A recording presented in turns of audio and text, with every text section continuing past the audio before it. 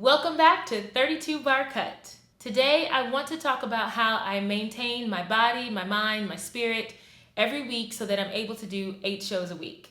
My name is Adrienne Walker and I am a Broadway performer. I want to share with you what I've learned about the business so far. Welcome to 32 Bar Cut. Firstly, I like to drink, or as close as I can drink, a gallon of water a day.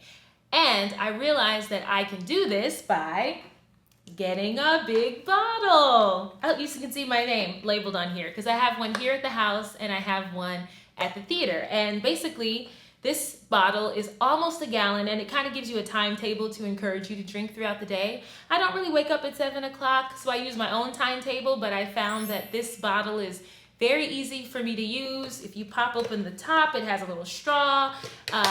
It comes with a brush for you to wash it. It's great. Secondly, I like to steam. I've been steaming for years. I've been steaming since I was in undergrad. And it's just a great way to keep your vocal cords hydrated and limber and ready to sing. And so when I first started at The Lion King, I was unable to steam in between shows because I usually kept my makeup on. And the steamers that I had covered most of my face or a good portion of my face. And one day I saw that Stephen Carlisle, who plays Scar, was steaming with this porcelain apparatus. And so he told me how to get one. They're from London and it comes with a little spout. So you're able to steam. You just pour hot steaming water in here, drop it in here, and then you're able to steam that way. And it's really great for keeping your voice hydrated in between shows or for anything. If you're feeling ill before you're about to do something, you can take care of yourself in this way. Not everyone can get their hands on one of these. It was like a special order where you had to get an email address and everything. But I only say this to say, please find some way to steam for your voice because it's a great way to take care of your voice. When I first got to The Lion King, I found out pretty quickly that the show was extremely physical, more physical than anything I had ever done prior to. And I realized pretty quickly that I'd have to have some type of strengthening regimen to keep me healthy and safe meaning not injured on stage, and just prepared for the show every week, every day.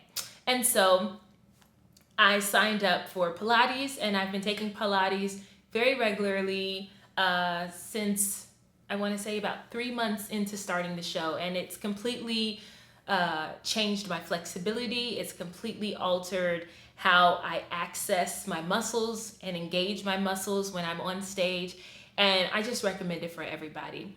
If you're able, try something like Pilates or yoga. It's really great for maintaining your body and keeping you from getting injured on stage. I also love this device. It's called the Hypervolt. I got this while I was in Kiss Me Kate. One of the dancers, she got the hookup with the Hypervolt and got us a group sales discount. And so I've had this ever since, and it's a really great tool for recovering your muscles. So look this up. I'll put the link in below. I want to talk about not overextending yourself. I love opportunities. Love opportunities. I have such a hard time saying no.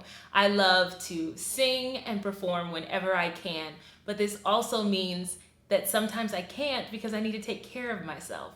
So I just want to encourage you to always listen to your body, listen to your voice, make sure that you are maintaining yourself as well as you can and that you're not overextending yourself. When you overextend yourself, you leave room and opportunity to get injured. And you only have one body, you've only got one voice, and they are both so precious. So you've got to take care of them and treat them tenderly, like the precious items that they are. Lastly, I want to talk about just making sure that you still find joy in what you're doing, and in the moments that you don't, that you take a moment to step away, refresh yourself, and come back to it.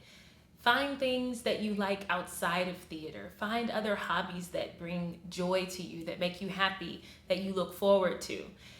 When you completely, drown yourself in one thing and that thing lets you down, you're kind of setting yourself up to feel pretty bad. So my suggestion is to stay well-rounded. Being well-rounded can only enrich your performance as an actor.